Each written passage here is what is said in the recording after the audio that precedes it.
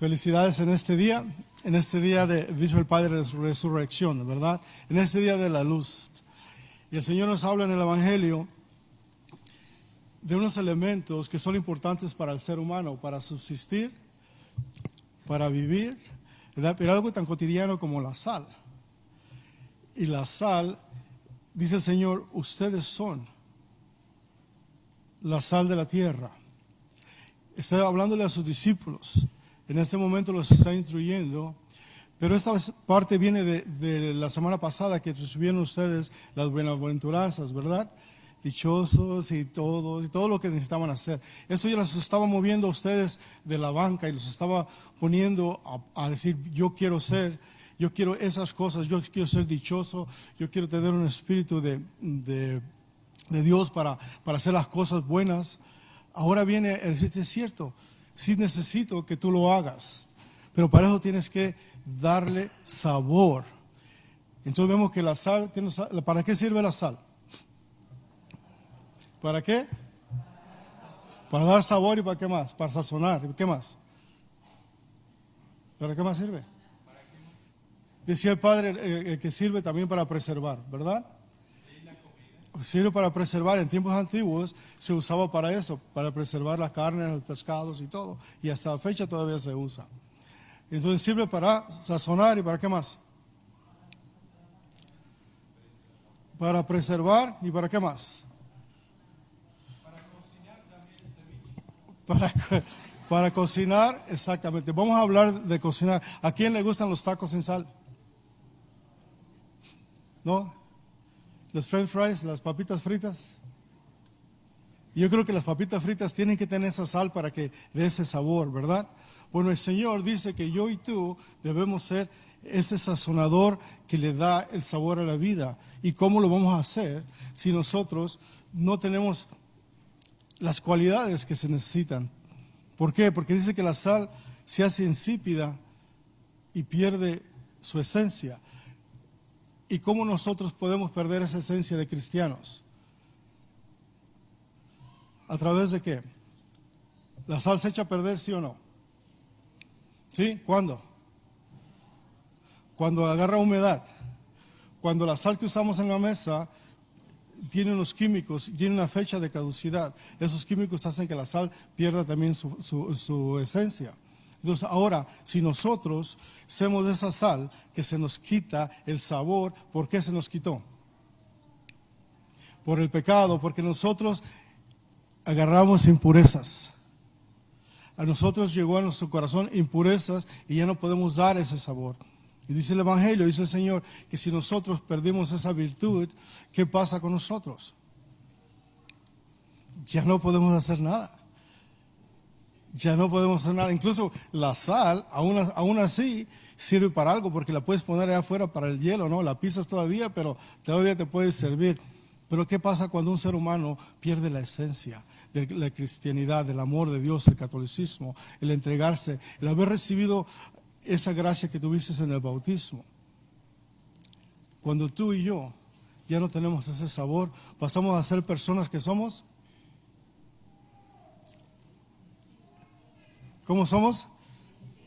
Insípidos, desabridos. Esa es la palabra que andaba buscando. Una persona desabrida se puede notar o se puede ver. ¿Sí? Una persona que no tiene esperanza, que no tiene fe. Una persona que no puede hacer nada. Que consecuencias vienen las enfermedades y depresiones. Entonces una persona que es desabrida necesita la sal. ¿Y quién se la va a dar a esa persona?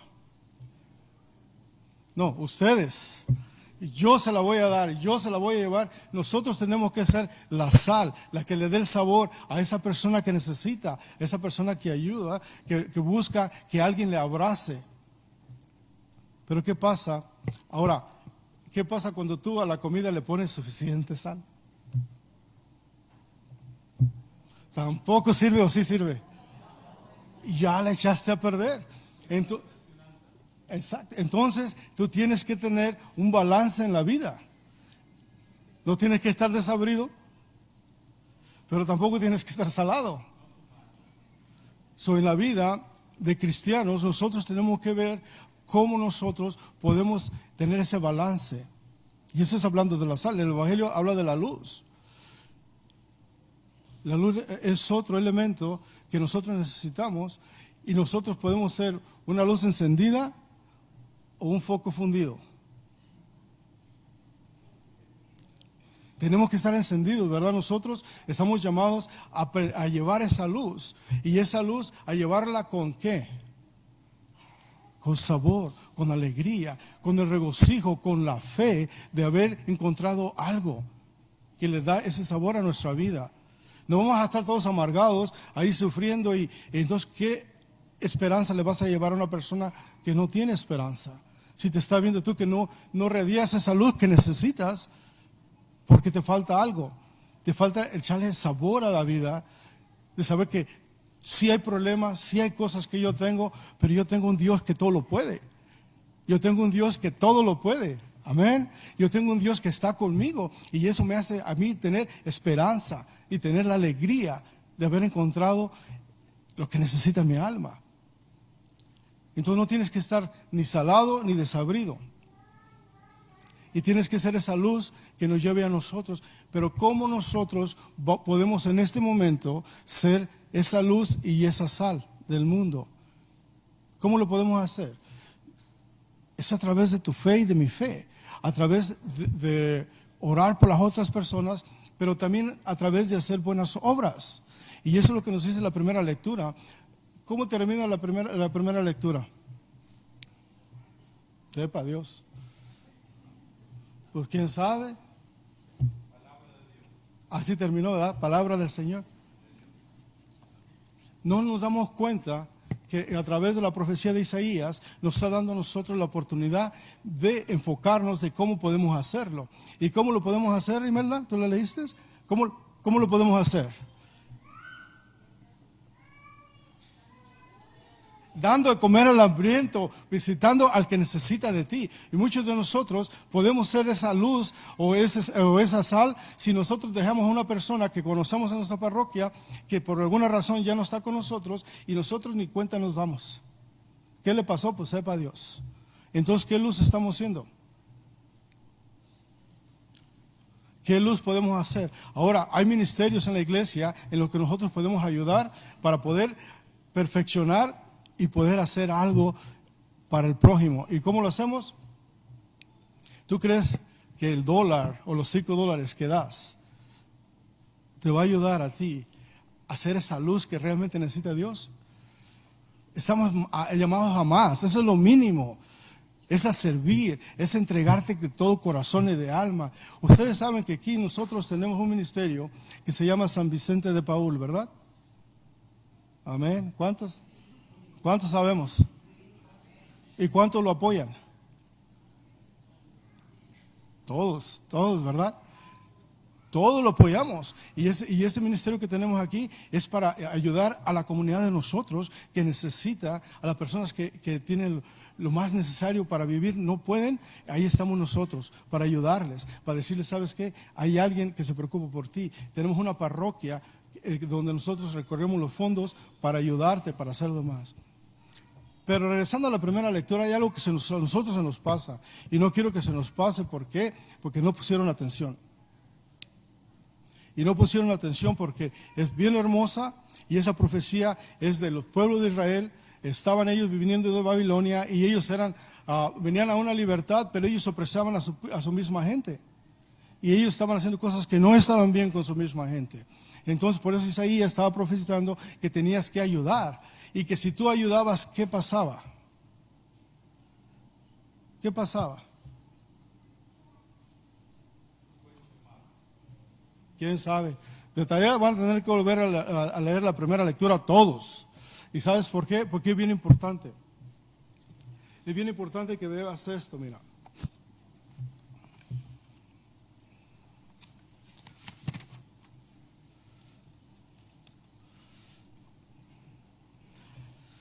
Dice, entonces surgirá tu luz como la aurora, cicatrizarán deprisa tus heridas. ¿Estás tú enfermo? ¿Algo está pasando contigo? Haz buenas obras, ayuda a los demás. Se te abrirá camino a la justicia. Tú sientes oprimido por algo, algo te está pasando en tu vida, está pasando algo. Ayuda a los demás. Sé esa luz. Dijo, porque entonces se te abrirá todo. Entonces clamarás al Señor y el Señor te responderá. Lo llamarás y Él te dirá, aquí estoy. ¿Qué necesitas? ¿Qué quieres? Pero ¿qué voy a hacer entonces? ¿Cómo lo voy a hacer? Aquí me lo está dando. Y sabes que, mira, dice, cuando renuncies a oprimir a los demás. ¿Cómo dice? ¿Hacemos eso? ¿De alguna manera oprimimos a la persona que necesita? ¿Bendecimos a la persona que necesita? Podemos decir que sí, quién sabe, tal vez. Pero cuando tú hagas eso y destierres de ti el gesto amenazador, cuando tú aprendas a ver con amor, con misericordia, con caridad. Lean la primera encíclica del Papa Francisco, La alegría del Evangelio, para que nos ayude a nosotros a vivir lo que el Señor nos está pidiendo en este día. Ahora, cuando compartas, ¿verdad? Hay una palabra que se me estaba olvidando. Quita de ti toda palabra ofensiva. Entonces, 3 cosas. ¿Renunciar a qué? A oprimir a los demás. Quitar tu gesto amenazador.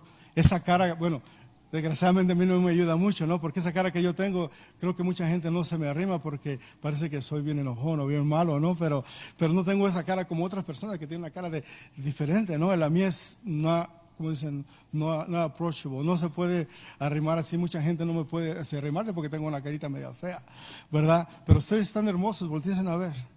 ¿Se me entiende? Ustedes sí brillan, ustedes tienen esa luz.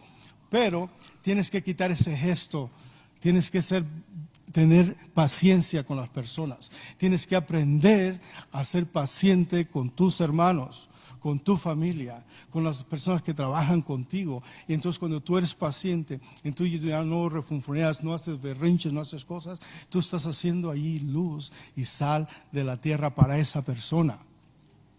Si tú haces eso, entonces vas a ver todo lo demás. Entonces brillará tu luz en las tinieblas. ¿Cuál luz? Tu luz. En toda oscuridad que haya en tu vida y en la mía, brillará luz de Jesús de nuestra vida a través del Espíritu Santo, como dice San Pablo en la segunda lectura. Entonces nosotros seremos esa luz que está puesta en lo alto, donde podemos ver a todo el que necesita, pero también podemos ser ese punto donde todos pueden ver a quien necesitan. Y nosotros podemos llevar a Dios a todos, pero también nos podemos alejar. Si tú eres un foco fundido, no vas a llevar a nadie a Dios. Si tú eres una persona que no le da sabor a tu cristianismo, a tu catolicismo, eres una persona que en lugar de llevar a Dios, los vas a alejar de Dios. Con tus buenas obras, entonces tu oscuridad brillará como el mediodía. Como el mediodía. ¿Tú puedes decir amén a eso? Entonces, si tú puedes hacer buenas obras, tu luz va a brillar. Y no vas a ver que aún así, muchos de nosotros, estás brillando demasiado, va a haber entre nosotros personas que no van a querer que tú brilles.